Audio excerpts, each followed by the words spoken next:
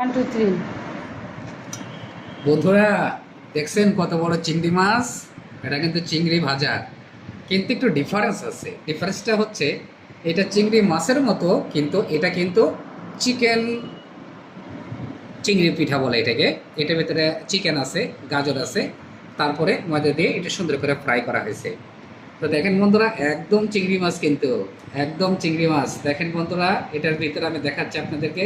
এই দেখেন বন্ধুরা, এটার ভিতরে চিকেন আছে এবং গাজরের আছে, চিকেন কিমা করে গাজর সাথে করে দিয়ে তারপরে কিন্তু এটা বানানো হয়েছে। আমার সহধর্মিনী বরাবরই কিছু সারপ্রাইজ দেয়। আজকে হচ্ছে আমার চিংড়ি সারপ্রাইজ। তো আমি চিংড়ি মাছ খাচ্ছি বন্ধুরা। বিসমিল্লাহির রহমানির রহিম।